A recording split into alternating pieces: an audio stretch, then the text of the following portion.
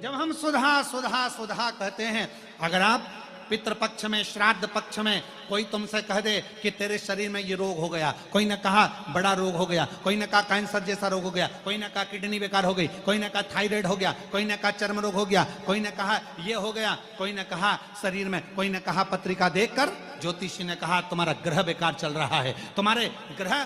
पूरे तरह से बेकार हो गए। कोई कहे कुंभ राशि बेकार हो गई, कोई ने कहा ये राशि बेकार हो गई, कोई ने कहा वो राशि बेकार हो गई, कोई ने हाथ देखकर कह दिया कि तेरी किस्मत में ये सुख नहीं है। अगर पितृपक्ष में,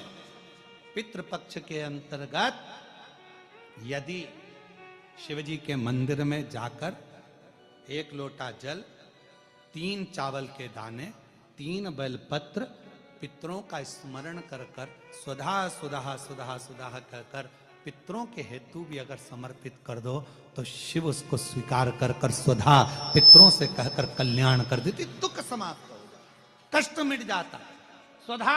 ब्राह्मण भोजन करा रहे हो, गौ माता को श्राद्ध पक्ष में रोटी दे रहे हो, स्वान को रोटी दे रहे हो, कागल को निकाल रहे हो, कौवे को रोटी दे रहे हो, सुधा का स्मरण सुख देता है। घर में यदि क्लेश उत्पन्न हो जाता है, आपका धन, आपकी प्रॉपर्टी, आपकी जमीन, आपका प्लाट, आपका दुकान, आपका पैसा यदि किसी ने कब्जा कर लिया और छोड़ नहीं रहा, प्रत्येक अमावस्या के दिन पीपल के वृक्ष के नीचे जाकर 2 दीप लगाइए घी के, दोनों दीप के सामने एक हल्दी का चावल, एक कुंकू का चावल का दाना रख दीजिए और सुधा सुधा सुधा सुधा 3 बार कह दो और स्मरण करो, हे हमारे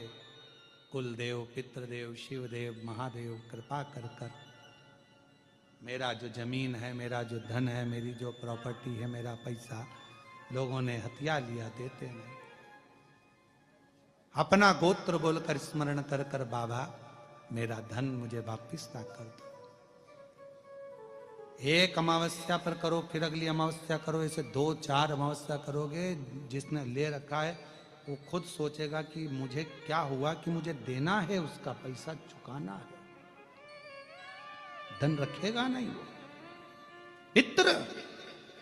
सुधा का नाम स्मरण करते से, जब हम सुधा सुधा सुधा सुधा कहते हैं, पितृ उसको स्वीकार करते। जैसे अग्निदेव की धर्म पत्नी स्वाहा, क्या है, जम के बोलो जरा, स्वाहा। जब हम यज्ञ करते हैं, सांकल ले देते हैं, ओम वैष्णवे स्वाहा, स्वाहा बोलते से ही अग्नि देवता की धर्म पत्नी उस भाग को देवताओं को देती है। उसी तरह तर्पण, तिलांजलि, पिंड, तर्पण आदि जितने भी हम पितरों के लिए कर्म करते हैं, उसमें हम स्वधा स्वधा बोलते हैं। जब स्वधा बोलते हैं तो वो स्वधा पितरों को भाग देती है और पितरों से कहती हैं, ये मेरा बेटा दुखी है, इसको ये तकलीफ है, इसको ये कष्ट है, तुम इसका ये कष्ट पितृदेव मिटा दीजिए, महादेव की आज्ञा है, इसको सही कर दीजिए। करते, श्रेष्ठ करते। ओम जयंती भद्रकाली कपालिनी दुर्गा क्षमा शिवा स्वास्वदा नमोस्तुते।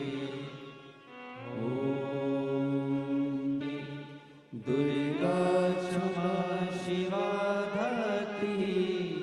स्वास्वदा नमोस्तुते। स्वधा का उच्चारण हमको सुख प्रदान करता है, स्वधा का उच्चारण हमें संपदा प्रदान करता है। अगर किसी व्यक्ति के जीवन में खो गया, कर्जे में डूब गया, कर्जा बहुत हो गया, पैसा चले गया, गाड़ी चली गई, मकान चले गया, सब गिरवे रखा गया, सब कुछ समाप्त हो गया, उसको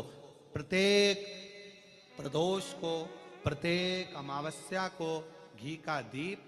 किसी भी पेड़ के नीचे, ये 5 वृक्ष बताए हैं पितृभाव के, उन 5 वृक्ष में से कहीं पर भी बड़, पीपल, आंवला, शमी, बेलपत्र आदि 5 वृक्ष में से किसी भी वृक्ष के नीचे प्रज्वलित करे और काम ना करे, उसका कर्जा चूकता ही है। 4